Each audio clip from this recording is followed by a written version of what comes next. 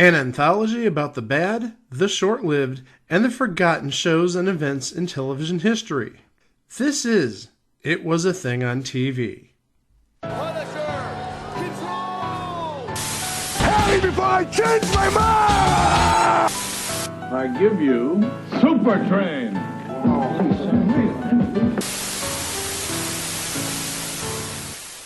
Episode 462, Submission 321, Life on Mars, U.S.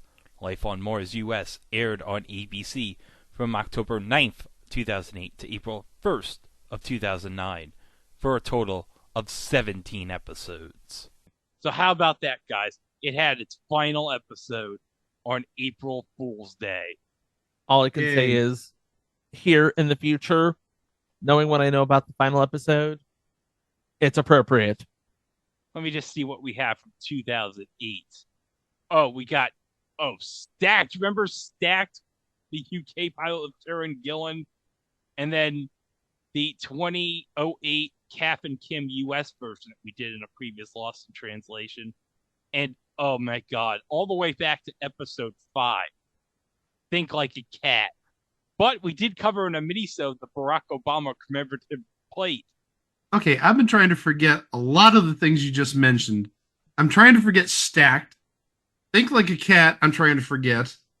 You're bringing back all these horrible memories. Oh, and by the way, 17 episodes. That's just one more than your traditional crock block. It's a baker's crock block. What does Baker Mayfield have to do with this? Oh, by the way, he just got paid, so good on you. Baker's crock block. I'm going to have to put that one away for future reference. Okay, theme music here. Well, I don't think we can legally use the theme music, because didn't they just use the actual David Bowie Life on Mars? No? They did not. Oh. They had one of those 15-second theme music stings that were big in 2008.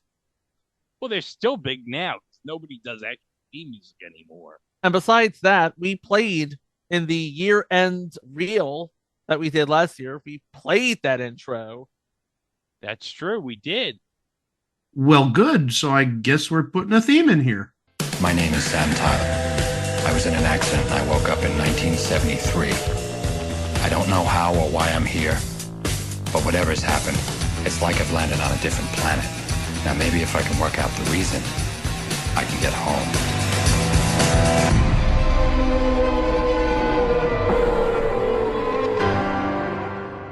Boy, that was a fun 15-second open, wasn't it, guys? Oh, man, it tells you everything you need to know about this show. But Chico, going all the way back to the mid-2000s, it was an exciting time in British television. Doctor Who came back, and also, while that was going on, we got a little show from England called Life on Mars. And it starred as the lead someone who would go on to be on Doctor Who. That would be in the lead role as Detective Sam Tyler. Sorry, Detective Chief Inspector Sam Tyler, John Sim. And he was hit by a car in 2006, and he woke up in 1973 Manchester, where he is apparently Detective Inspector Sam Tyler, owner of a Ford Granada and inspector for the Manchester and Salford Police, which of course would go on to become the Greater Manchester Police, which is a thing here and now in the future, which is today. By the way, fun fact, Sam Tyler's last name of Tyler is a reference to Rose Tyler from Doctor Who. And remember, the reason why it gets the title Life on Mars is because when Sam Tyler wakes up in the past, what's playing in the song in the present when he gets hit in the car, and what's playing in the past in 1973 is Life on Mars by David Bowie.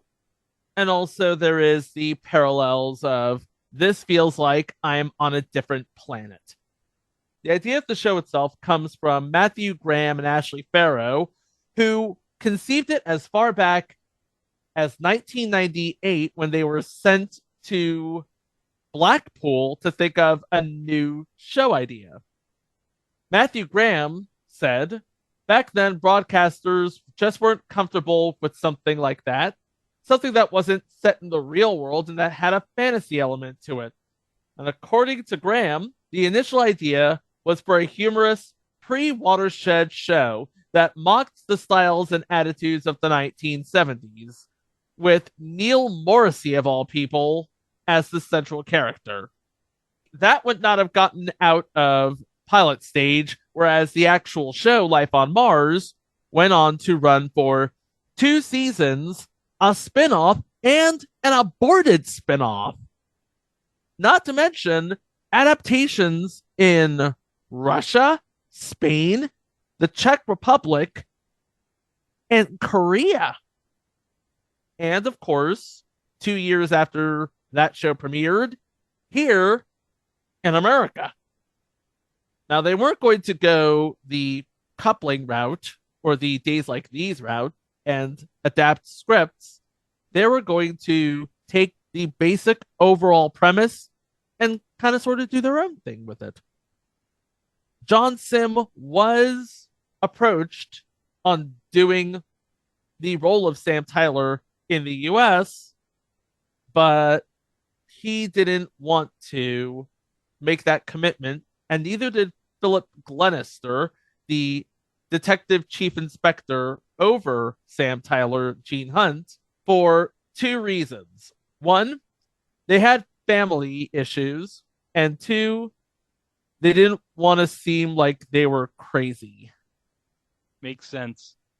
So Josh Applebaum and Andre Nemec, who would go on to write Mission Impossible Ghost Protocol, teamed up with Scott Rosenberg, who is known for writing episodes of Tales from the Crypt, as well as the movies Con Air and Gone in 60 Seconds, to adapt a show about a Los Angeles detective who was hit by a car in 2006 and woke up in 1972.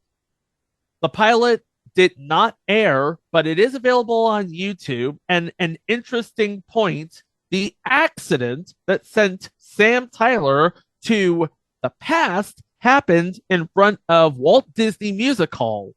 And when he woke up, that wasn't there. Oh, let me take a good guess as to why they used Walt Disney Music Hall in the pilot. What network was this supposedly for? Your guess is as good as mine.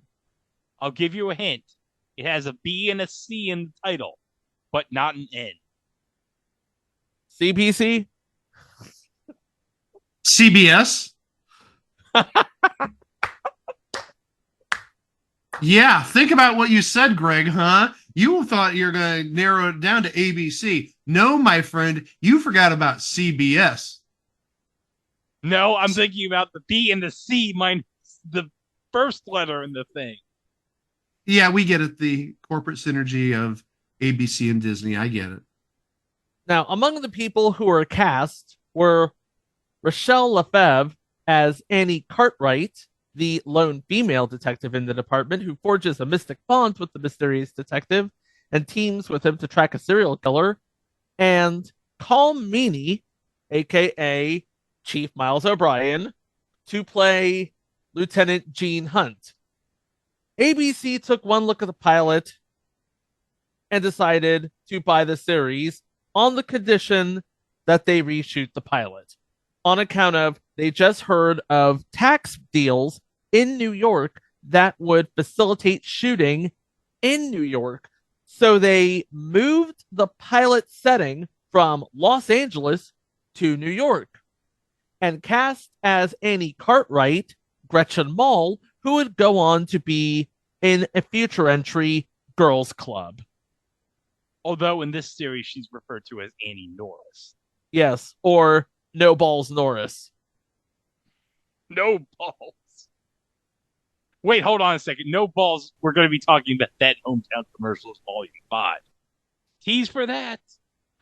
And in the role of Gene Hunt, they cast legendary actor Harvey Keitel. Oh, Harvey Keitel. You know what? We don't even need to say anything about Harvey Keitel. You all know who Harvey Keitel is. Legend of the Silver Screen. And I think this is the first time we're talking about him. That's right. Although he was referenced in that one episode of The Critic. Remember that, Chico? I do. Time has come for us to make love. What do you think of me naked? Next to be cast was Detective Ray Carling, an ambitious and short-tempered detective played by The Sopranos' Michael Imperioli. That's right, Christopher from The Sopranos. Chris Skelton, a kind but naive junior detective played by Jonathan Murphy, who nowadays is doing more writing than acting. However, you can see him in such shows as Future Entry, American Dreams. Is that a future entry? I don't know. I don't think so. That was on like 3 or 4 seasons. Okay, never mind. But you can see Jonathan Murphy in such shows as Ghost Whisperer, NCIS Los Angeles, House. He's been all over the place. And rounding out the cast in the lead role of Sam Tyler, Irish actor Jason O'Mara, who was in episodes of Vegas, Agents of S.H.I.E.L.D., The Man in the High Castle, and future entry Terra Nova. Oh, Terra Nova. But also, Chico, he's been the voice of Bruce Wayne / Batman in several DC animated movies, including Justice League War, Son of Batman, Justice League Throne of Atlantis, Batman vs. Robin, Batman Bad Blood, Justice League vs. Teen Titans, Justice League Dark, The Death and Reign of Superman, Batman Hush, and last but not least, Justice League Dark, Apocalypse War. That totally did not take me 3 takes to do. Don't blame me, they spelled it terribly. Damn you, whoever at DC wrote that spelling. At least you didn't say Dark Said. Oh god, don't get me started on that. Dark Side! Dark Side! What up? The story begins in 2008 when Sam Tyler is hunting a serial killer in New York City.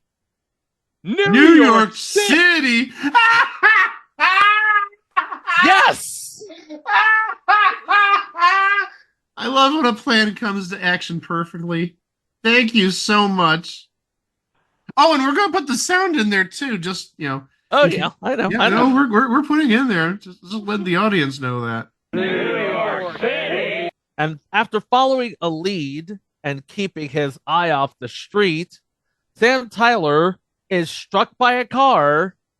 And when he comes to, he wakes up in 1973, where he has to solve a murder that is eerily similar to a case he was investigating in 2008. But here's the kicker. You know how he realizes he's not 2008 anymore? Go ahead, Greg. He looks up and sees something, and he's like, no effing way. And you know what it is, guys? It's the Twin Towers of World Trade Center. They pulled out all the stops for this pilot. You can tell, even by the guest list, playing Detective Maya Daniels, who is Sam Tyler's girlfriend, Lisa Bonet. Ooh, Lisa Bonet. The once and future Mrs. Lenny Kravitz. Well, also the once and future Mrs. Jason Momoa. Yes.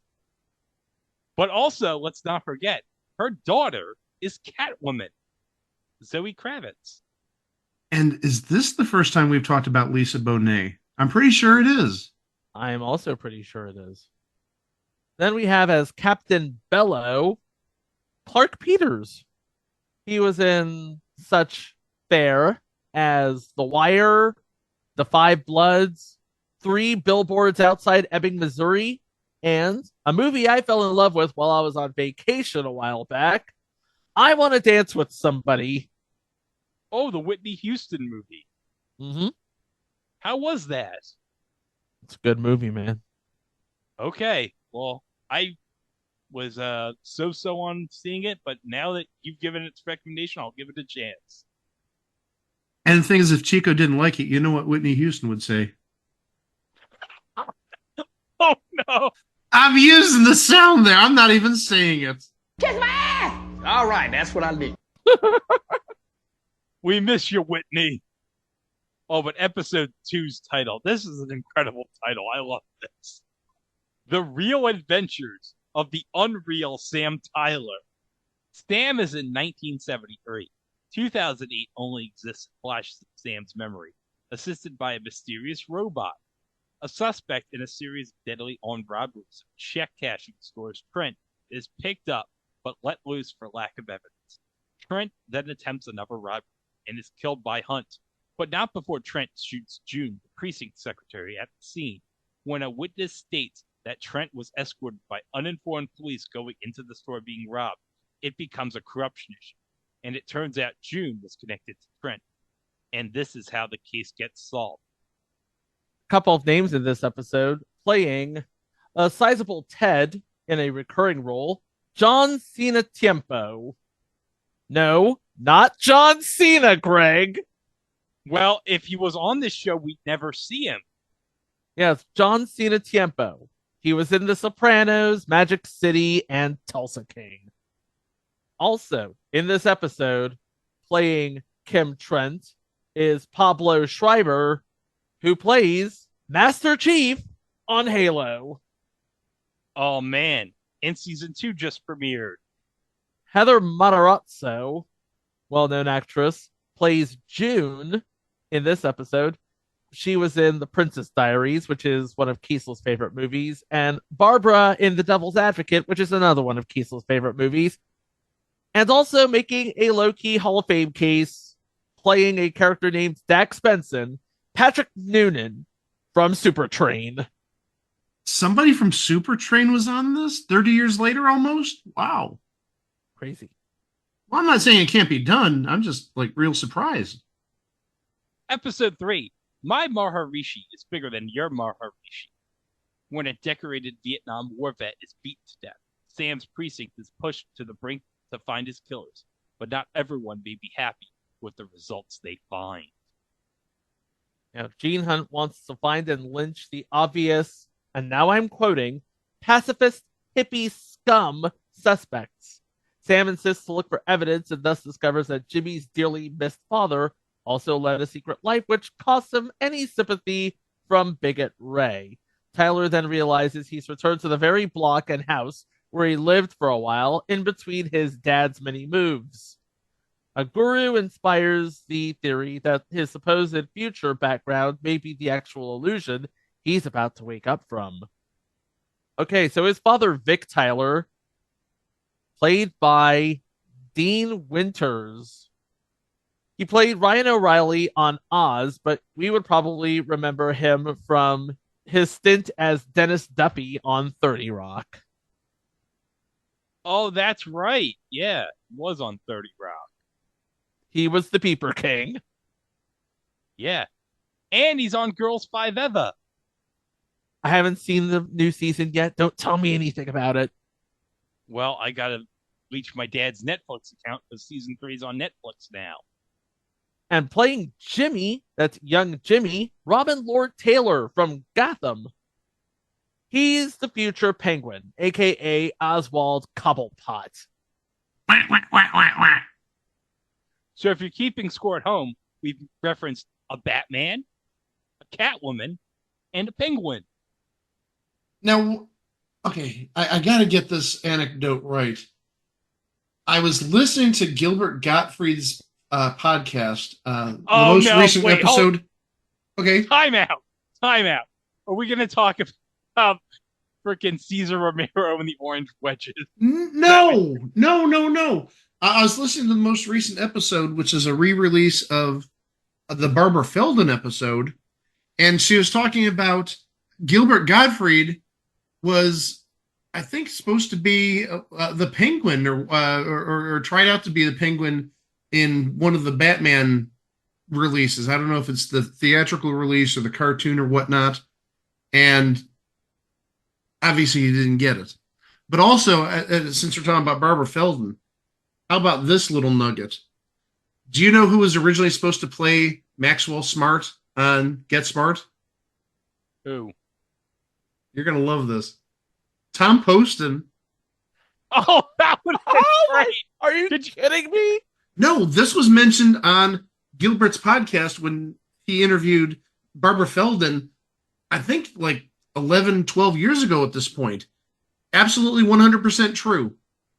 And the reason Tom Poston wasn't selected as Maxwell Smart is because Poston was under contract with ABC and Don Adams was under contract with NBC. And obviously, Get Smart aired at least the first 4 seasons on NBC.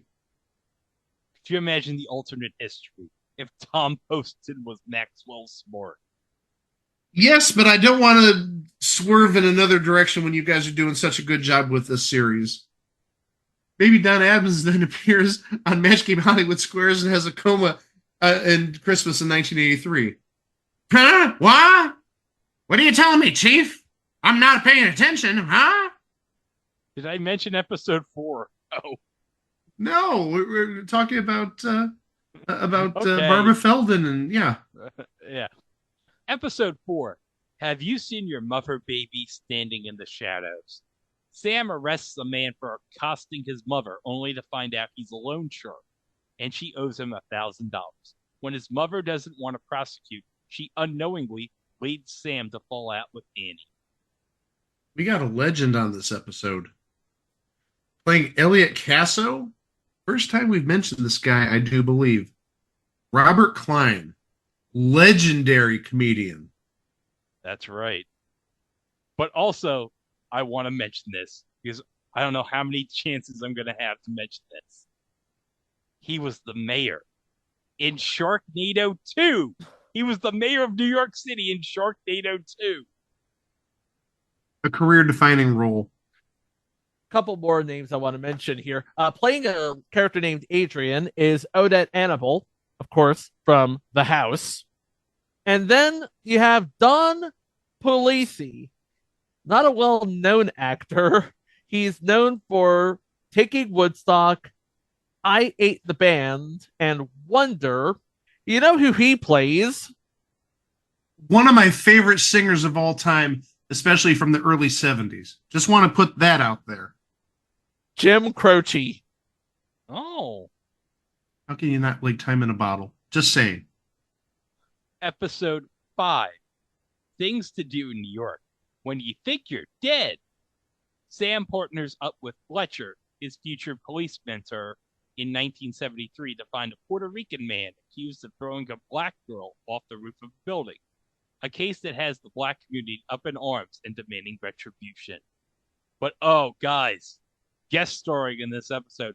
And you know what? I think this is another case where we're talking about this person for the first time. Whoopi Goldberg. I think we've referred to her once. Maybe not for a specific show, but I'm pretty sure we've mentioned her in the past. Also, in this episode, couple of names of note. Playing Suede, Chad L. Coleman from The Orville. Playing Denise Watkins, Renee Elise Goldsberry from Girls 5 Eva. That's right, 2 Girls 5 Eva references in this episode. And playing Perp number 2. Perp number 2.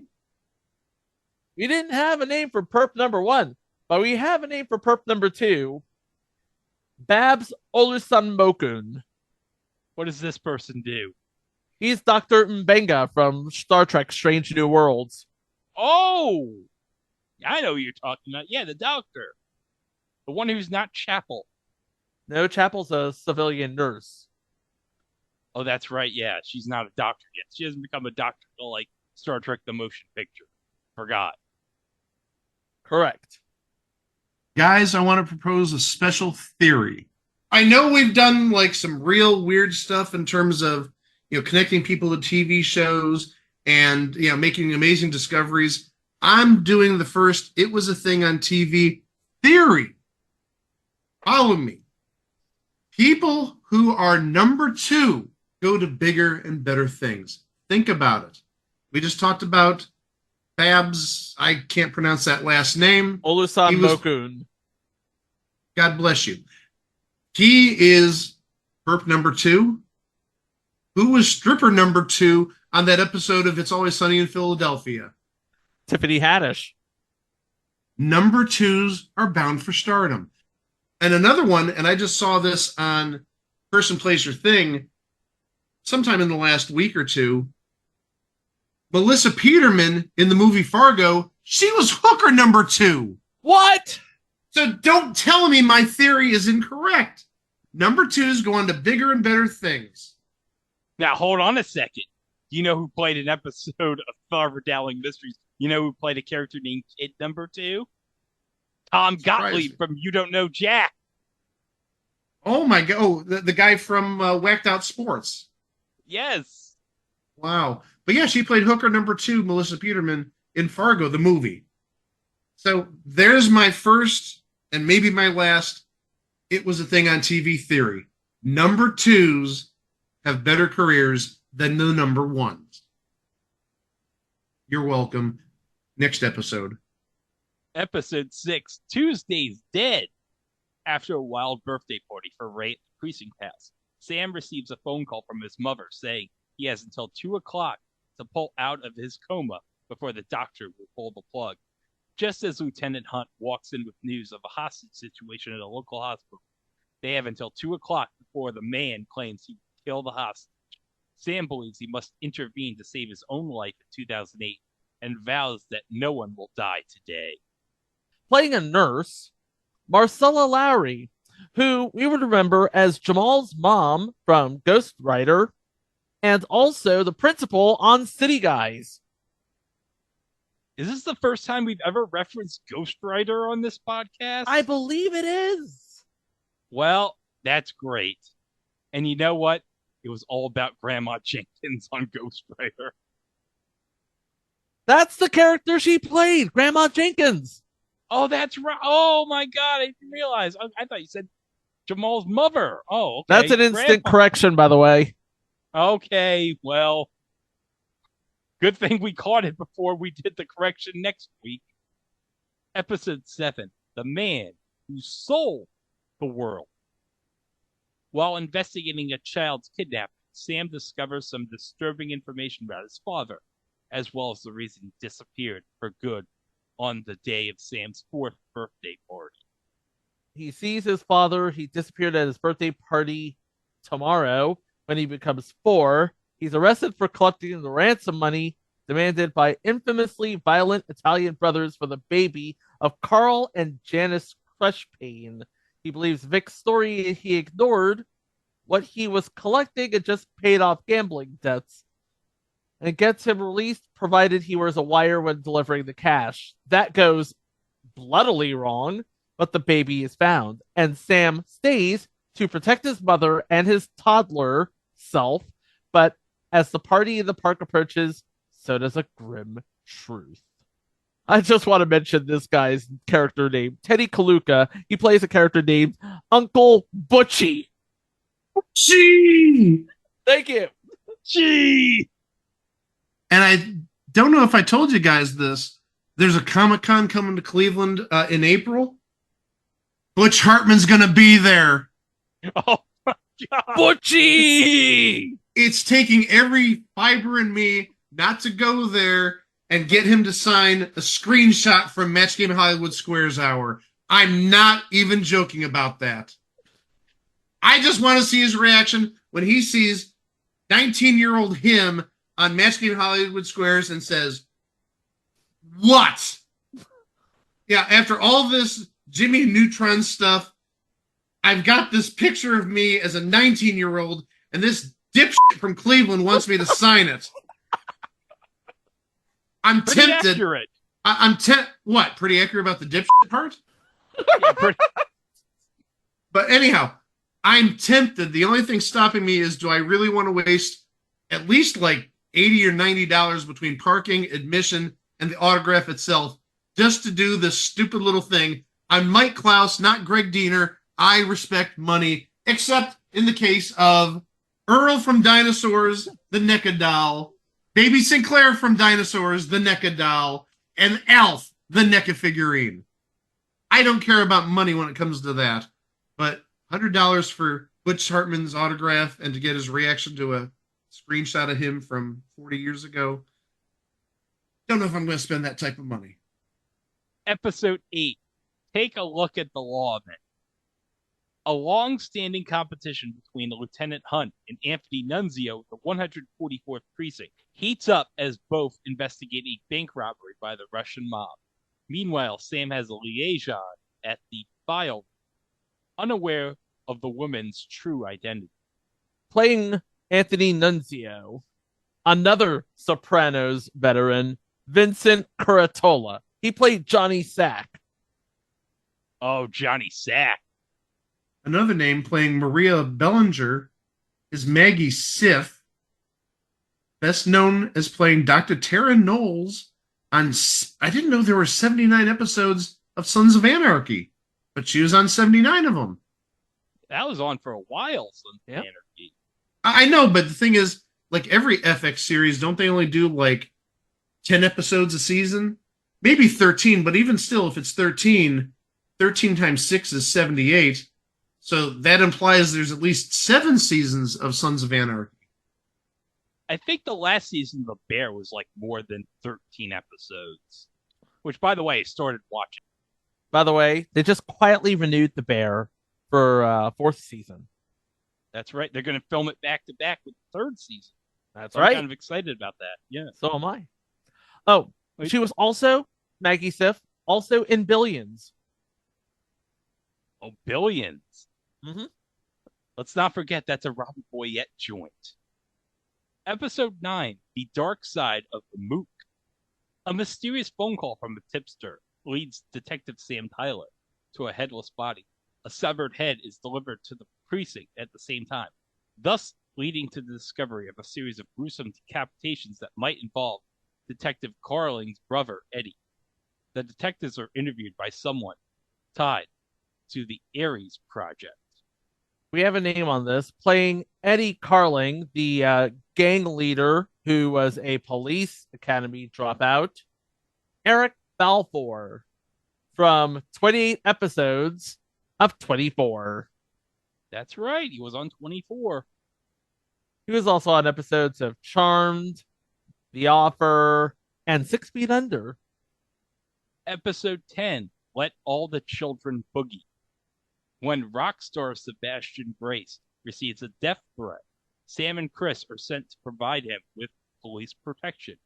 Chris later accompanies Sebastian and one of his groupies, Rocket Girl, to wait for UFOs in the New Jersey Meadowlands, but Sebastian is arrested for murder when Rocket Girl disappears. Sam also has to try and cover up his fling with Maria before Gene figures out who his partner in the file was. Couple names, playing Sebastian Grace, the rock star.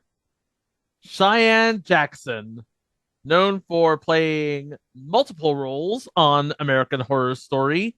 Danny Baker on 30 Rock. 3 episodes of Glee. And 53 episodes, that's all of the episodes, on Call Me Kat. And then we have as Frank Wyatt, Robert Clohessy from Future Entry, One of the Boys, and also in a movie that Keith and I just finished watching, 2012's The Avengers. We're not going to talk about the Sorcerer? We got to talk about this guy because an absolute legend played the Sorcerer in this episode. Wallace Shawn. Where do we start with him? I think we got to start with the Princess Bride. But also, remember, he voiced Bertram, Stewie Griffin's brother, on Family Guy. Are we not going to mention My Dinner with Andre? I think that is the perfect thing for you to mention. So I didn't want to burst your bubble, and I think Chico respectfully didn't want to burst your bubble. So I knew you were going to say that. Hello, Clueless has entered the chat. Even Young Sheldon's entered the chat. I forgot he's a semi-regular on Young Sheldon. Toy Story has entered the chat because he's the voice of Rex. Well, again, as I said, legend. So many things we could talk about, starting first and foremost with Princess Bride and also Bertram on Family Guy, and even getting into young Sheldon. Needless to say, an absolute legend. Episode 11, Home is Where You Hang Your Holster. A city councilman who was arrested and brought into the 125th on prostitution charges privately reveals to Sam that he's from 2009 and knows the way home. But he is murdered in the middle of the precinct house before Sam can find out the secret. Hunt locks down the squad house to investigate the murder. Ray and Annie were both out of the house at the time and are sent out to investigate leads on the outside, but squabble over how much authority a policewoman should be given in investigating a crime. Ray and Annie are forced to work together outside the precinct due to the lockdown as a result of the shooting, where she meets Ray's wife for the first time. Ray's wife, Denise, is played by Laura Benanti from, among other things, Smash and Supergirl. She plays Supergirl's Krypton mom. Throwing another name out there, playing Jerry, no last name, just Jerry in this episode, is Jason Kravitz. He was a regular panelist on the Oxygen version of I've Got a Secret back in 2000, but you probably know him a little bit better as Assistant District Attorney Richard Bay on The Practice back in the late 90s, early 2000s. Episode 12, The Simple Secret of the Note in Us All. The squad tries to solve the murder of newspaper columnist Joey Conway after learning that Conway had visited a gallery owned by Tony Crane, a man whom Sam has arrested in the 2000s for a very similar crime. Sam becomes an advocate for the 1973-style vigilante policing he's usually fighting against, while the media glare has Hunt uncharacteristically insistent on a strictly by-the-book investigation. The rest of the precinct believe the murderer is a restaurant owner whose business was failing because of a bad review in Conway's column. Playing Dimitri Pontos, the restaurateur who is ultimately responsible for his murder. Peter Apple, known for Luck, Curb Your Enthusiasm, and Crash the System, which is a miniseries. Bigger names still than that is the actress who played Angela, Danai Gurira. Wait, what did you say her name was? Danai Gurira. No, the character name. Yeah, the character. Yeah. Oh, Angela. Angela.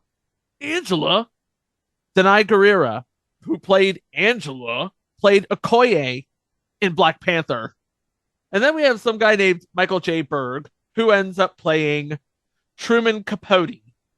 He's no Philip Seymour Hoffman, I'll say that. Episode 13, Revenge of Broken Jaw. While the squad tries to find a place to watch the Muhammad Ali-Ken Norton rematch, student radicals from the Weather Underground target the police with bomb threats, and it all becomes all too personal to Hunt, who loses several friends in the aftermath. As the investigation heats up, Sam, Annie, and Hunt uncover mysterious connections to one of the students and a political science professor. The bomb threats continue as Hunt, suspiciously secretive, attempts to discover the professor's possible connection to the Weather Underground's dead leader. Is the motivation politics or revenge? And do the Weathermen have the right target? With the 125 walking a dangerous tightrope to discover the target of the next bomb, the case takes a totally unforeseen but deadly turn. On this episode, there is a bar called Glenister's. That bar is named after the actor who played Gene Hunt in the original BBC version of Life on Mars, Philip Glenister. Playing Pat Olson in this episode is Janelle Maloney, best known for playing Donna Moss on The West Wing, 150 episodes. But also, since we've been talking constantly, it seems, in this episode about people who were on The Sopranos, we have another person. Playing Rooney in this episode is Arthur Nasarella. He played Carlo Gervasi on 28 episodes. And also, since we mentioned Billions earlier, he was on 11 episodes. Bruno Caparello. Episode 14, Coffee, Tea, or Annie. When a pan-Atlantic air hostess turns up dead, Annie volunteers for a dangerous undercover mission posing as the murdered woman to help solve the second in a possible series of brutal homicides. Then, after an unlikely suspect is uncovered, an invitation to a word swingers party leads to an evening full of sensational surprises, not just for Annie and Sam, who attend as a couple, but Lieutenant Hunt also, who arrives with a special guest to mix it up. Woo! Ooh. Juicy sexual escapades bring the swingers party to a fever pitch. But will the murderer be revealed? Finally, Annie confronts Hunt with the courage of her convictions about her future at the 125. We got a little bit of everything for us guys. Playing Lincoln Hart in this episode, this is for Greg and Chico, is Mark Lynn-Baker. Do I really need to say anything else? Cousin Larry! Yeah, Cousin Larry. But then, for me, as Rita in this episode, is Gina Gershon. We best know her from Showgirls, and this is where I talk about the time I sat next to Joe Esterhaas, the writer of Showgirls, at Hardball in 2002. Yes, this is my personal wings. I will do this every time Gina Gershon or Elizabeth Berkley appears on this podcast. Get used to it. So this is the second time we talked about Gina Gershon, because she was also in Cop Rock. One more until we can make a case for her induction. But also, guys, Vice's Sex Before the Internet just did an episode about Showgirls. Okay, hold on. I gotta set my DVR real fast. Wait, when did this air? Did this air like in the last week or so? Yeah, it aired in the last week. I saw a promo for it during Dark Side of the Ring.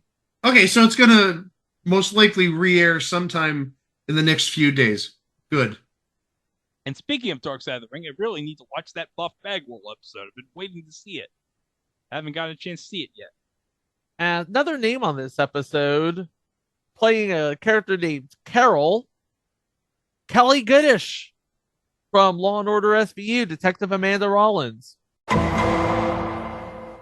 Episode 15, All the Young Dudes. When Sam poses as a streetwise tough to infiltrate a vicious New York City gang led by Irishman Jimmy McManus, who is suspected of truck hijacking, he's pushed to the limit not to blow his cover, and he reveals a much darker side. A bare-knuckled fistfight with gang members, a late-night deal to buy a truckload of stolen VCRs, and even time behind bars at his own precinct are all necessary elements of Sam's scam. But can he keep up the ruse when he's told to shoot a bound and gagged woman, and his attraction to McManus' sister also seems to be part of a recipe for disaster? But Chico, playing that sister of McManus, is the real-life wife of Jason O'Mara. I know this is going to bring a smile to your face, so just say it. Paige Turco. That's right, and you know what we best know her for. April O'Neil in 2 of the first 3 Teenage Mutant Ninja Turtles movies. Yes. Episode 16, Everyone Knows It's Wendy. I'd make a joke about this title, but everyone knows it's Wendy. What kind of title is that? Oh, I guess. Wait, you said what type of title is that? Yeah. You've never heard that song? Everyone knows it's windy. Dum, dum, Oh, no, dum, I've never dum, heard da, that. da, da, da, da, da, da, da, da, da, da. I'm surprised you've never heard of that. It's a song from, I'm guessing, the late 60s, maybe early 70s. Yeah, everyone knows it's windy. Okay, well, that makes sense, because, I mean, episode 1 was Out Here in the Fields, and that's a reference to a line in Teenage Wasteland. By the association, just called Windy. But yeah, like I said, very popular song from the late 60s. And I'm like literally just like sang like a good part of it there for you guys. It's not like there's some sort of hidden meaning about farting or something, Greg. It's an actual song. Well, I don't know what you was laughing at when you said everyone thinks it's windy. Or everyone knows it's windy. I thought maybe you thought somebody had too much gas. Maybe William Conrad showed up from Fat Man 66 and had some problems with that Danish, and everyone knew why it was windy. Well, it would be a crossover, because by this point, we'd be at Fat Man 73. Batman 73. Oh my gosh. Let's just add more shows to our ever expanding network. We're going to have Fat Man 66 and then the reboot Fat Man 73. Boy, I can't wait till we get to Fat Man 81. Following Irish gangster Jimmy McManus' shooting of Ray and Chris, crime fighting has gotten extremely personal at the 125th. When McManus is murdered outside a neighborhood bar, and FBI agent Franklin Morgan is sent to the precinct, both sides of the law suspect Sam of the murder, leaving him to question his own innocence. With the evidence stacking up against him, Sam must rely on his friends at the precinct to bend the rules as he tenaciously searches for the real killer. Peter Green from the last episode returns as Jimmy McManus. Yes, he returns to this episode just to be killed. But playing Dr. Clifford Dorset is Scott Adsit from 30 Rock and Big Hero 6. How many people from the cast of 30 Rock did they get for this show? That's got to be like 3 mentions of 30 Rock. Well, they did shoot both shows in New York City. New York City! If Judah Freelander shows up in the last episode, I'm going to be dead. This actor didn't do anything of consequence, but I just want to mention it for one reason. You'll figure it out when I mention this. Playing Detective Rizzo, it's sort of kind of a reverse Tony Danza. Playing Detective Rizzo is an actor named Steve Rizzo. So maybe in everything he appears in, he plays somebody with the last name Rizzo. I don't know. I just noticed that and wanted to throw that out. Now, hold on. When you said playing Detective Rizzo, I thought you were going to say it was played by Rizzo the Rat from the Muppets. Don't make me throw this Earl Sinclair NECA figurine through my computer. And now the final episode, Life is a Rock. Sam wakes up after dreaming about his 2008 apartment with 1973 characters and is told by his hippie neighbor Wendy that he's most likely closer to going back. Oh, so that explains why the previous episode is called Everyone Knows It's Wendy. Later on, a mysterious caller offers Sam a chance to return to 2008. All he needs to do is complete 3 tasks, but a confusing set of circumstances inside and out of the 125 makes him think twice about whether he even wants to go back. And at the end of the episode, the final truth about Sam's life is revealed. So, okay, Chico, what is the big twist in the finale? Before I give you the big twist in the finale of Life on Mars, let me tell you what the twist was in the original Life on Mars. Everybody at the GSP is in danger, but Sam Tyler wakes up and is alive, but he finds his 2006 life rather boring, so he goes up on the roof, runs toward the edge of the roof, and jumps in the hope that he is able to return to 1973 and save his friends. Of course, at the end of Ashes to Ashes, which is the sequel series to Life on Mars, we all realize that Sam Tyler and basically everybody in that police precinct is dead. That's what happens in England. In America, ABC decided not to go through with a second season of Life on Mars after ratings began to drop precipitously. But it still gave producers a chance to tie everything up. And so it turns out that everybody in the precinct is a figment of Sam Tyler's imagination. And Sam Tyler is actually in deep sleep in interstellar travel in the year 2035. Wow. So literally, the show's title is Life on Mars, and he's going to Mars. But here's the twist, okay? Here's another twist. Harvey Keitel's character is revealed to be Sam's dad, and you know what his name is? Are you ready to know what his name is, Chico? I have a feeling What I know his what real his name name is, is. but go ahead. What his real name is, you're going to flip out, okay? He is Major Tom Tyler. Get it? Oh, This is Ground Control to Major Tom. Yup. Space Oddity, another David Bowie song. For some reason, the show quickly lost viewers after everybody tuned into it on October 9th for the premiere. It got an 8.2 rating, a 14 share, a 3.8 rating in the demo, a 10 share in the demo. It was number 3 for the night and tied for 15th overall for the week. ABC was really happy about those numbers, and people were happy for what they saw. I have a review here from Entertainment Weekly's Gillian Flynn, who said, "Life on Mars, like Mad Men, makes the long ago era feel both alien and nostalgic, like in the sweet moment where Sam wanders into a record store and just beams. O'Mara invests Sam with a tricky mix of shell shock and sensibility. Being the pragmatic detective he is, he begins working a 1973 murder that may be linked to his 2008 serial killer case, buzzing with doubt all the while. Sam believes he must be in a coma and hopes that once he stops dreaming so realistically, he'll wake up. Details. There are only so many details," he mutters. And as he scans the mad bustle of a New York City street, we all settle in for the duration.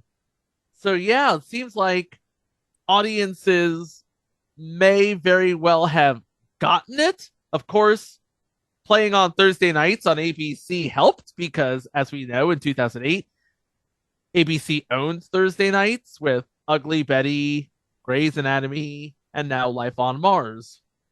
It narrowly beat another feature entry, 11th Hour, and a new episode of ER. So people were genuinely intrigued, I guess you could say.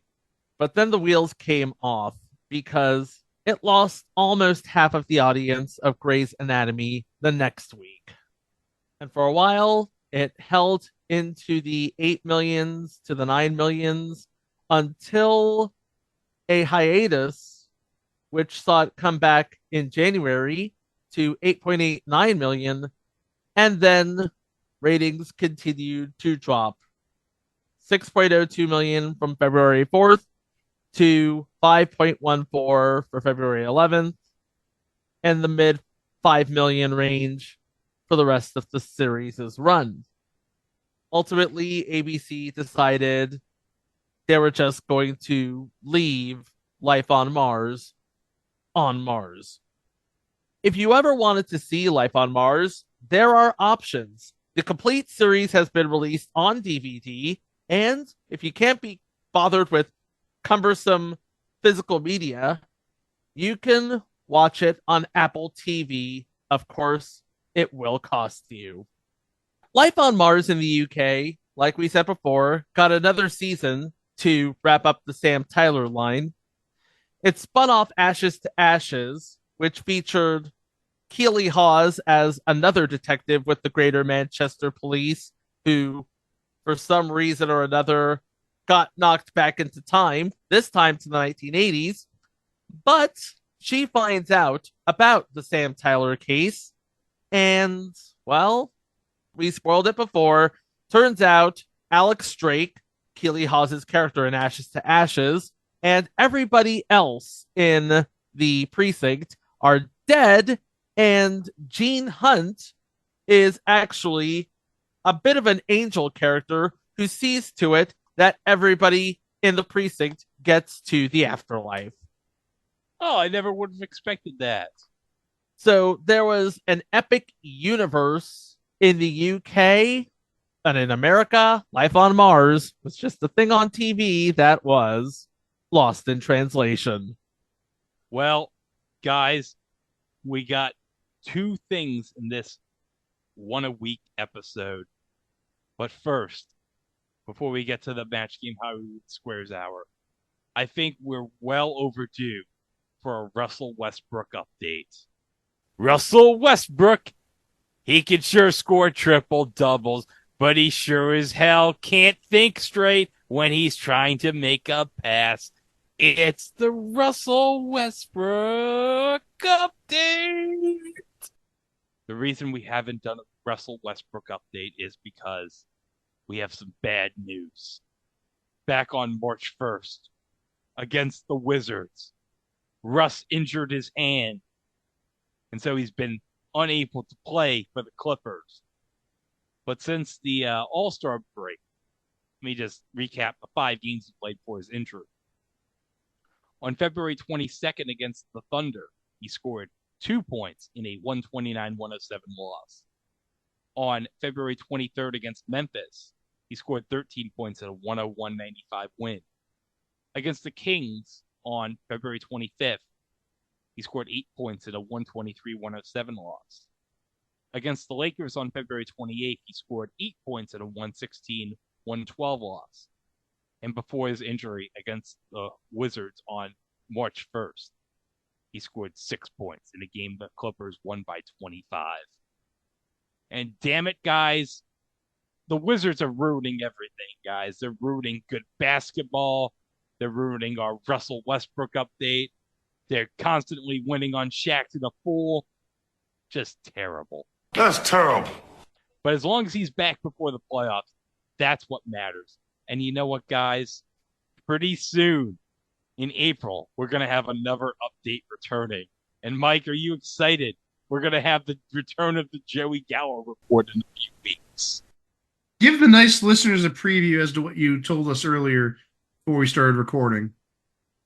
Oh, he is hitting 3 for 21 in spring training right now for the Nationals. 3 for 25, a 120 batting average. But beyond that, what was the announcement made about his presence on his current team?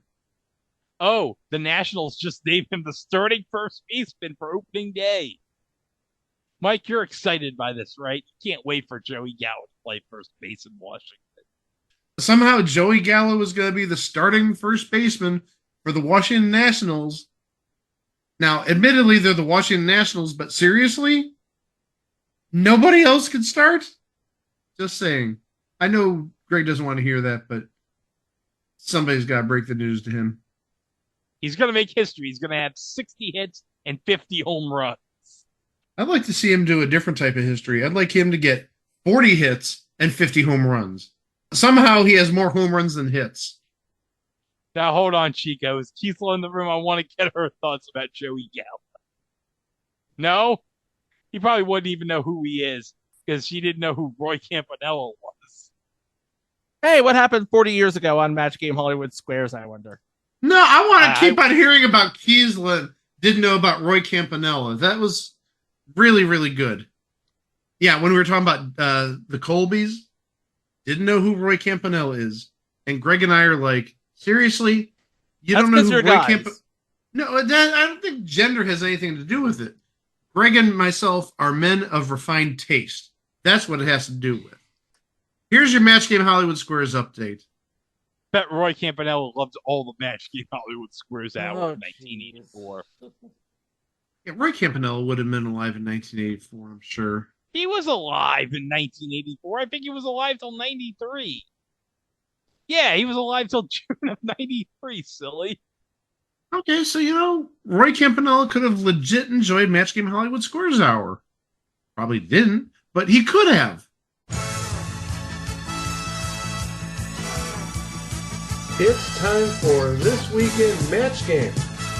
Hollywood Squares. Our history.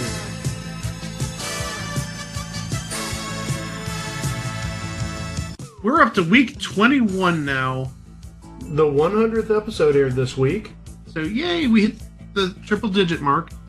And among the people in the squares this week, we have James B. Seeking, who just celebrated his 91st birthday in the last week or so. I didn't know he was 91, but it makes sense if you think about it. America's sweetheart, Nidra Voles. America's alternate sweetheart, Leonard Fry. Was Leonard Fry actually America's sweetheart in 1984 after Mr. Smith got canceled? Sure. Lois Hamilton. Fannie Flagg. Ooh, Match Game regular there, Fannie Flagg. America's Ass in 1984, Tom Villard. Or alternatively, America's third sweetheart in 1984. Anna Stewart and Carlo Imperato from Fame. In terms of happenings this week, again, like last week, we did not have any big money wins. So at this point, we're looking at 10 straight episodes in a row where nobody got the big money. Admittedly, there is one episode that's missing that didn't air this week, the 100th episode of all things. Gonna guess that he did not win the big money in the head-to-head match, because I'm sure it would have been noted in the notes. But yeah, we're in a very dry streak. Coming up next week, another one of our favorite weeks. And I think this is actually among the first episodes we got introduced to when Buzzer started showing Match Game Hollywood Squares Hour about 5 years ago. Not only is it one of the first episodes that they showed, but it's another special week. And it's a very special week. And really up until maybe about 2 years ago, it was a very special week for a reason I'll mention next time. Greg, back to you. Well, folks, that will do it for this week. But remember, you can always go to our website over at itwasthathingontv.com, where you can listen to the 461 episodes that precede this one. We've got all sorts of great bonuses there, including minisodes, live shows, extended versions of previous episodes, the whole works. And remember, we are on all social media, including Instagram, Threads, and Mastodon over at It Was a Thing on TV, except for Facebook, where we are at It Was a Thing on TV podcast. And remember, if you want to follow us on Mastodon, you got to search for us at It Was a Thing on TV at TV Watch That Party. And of course, the Friday drops right here at Place to Be Nation Pop Experience every week. And also, I actually didn't put the episode we did last week, which was, I keep forgetting, what did we do last week? We did Iron Chef USA last week. Oh, that's right. We did do Iron Chef USA last week. That's what happens when you do one a week now. Keep forgetting. But I did release last week on the Pop Feed because it was overdue. The Star Trek 6 live show we did last December, Chico. That was fun. Good times. Good times. But yeah, this week's drop is the episode with Iron Chef USA and Life on Mars. But starting next week, you're going to start getting the one a weeks over at Place to Be Nation Pop. So just so you're clear on that. And remember to subscribe to the podcast wherever fine podcasts can be streamed over Apple, TuneIn, iHeart, Audible, etc. And don't forget, we are on the YouTubes where you can like and subscribe to our channel. And don't forget to hit that notification bell on YouTube to be informed of all future uploads on the channel, including what's coming up on the podcast next time. Oh, well, guys, all the way back in episode 216, we covered the 1970s live action version of this show for a certain movie. And now that certain movie next week is getting a sequel. So, to honor the sequel, we're going to be talking about the animated sequel series to the live action show from the 1970s. And let me assure you, we are not going to get real in this episode. I see what you did there. What am I referring to? Well, you'll have to find out in our next episode of It Was a Thing on TV. Thanks for listening, and we'll see you with that when we try to make a certain call next week. Wow. And now it's almost 28 minutes past midnight. Tomorrow evening at 7:35, BBC Two welcomes Delia Smith and her cookery program Family Fare. Each Friday she'll be preparing some simple and attractive dishes, and she begins by introducing us to what she calls convertible dishes. Dishes that are fairly quick and cheap to make, and yet can be jazzed up to grace even the smartest dinner table. Family Fare is tomorrow at 7:35.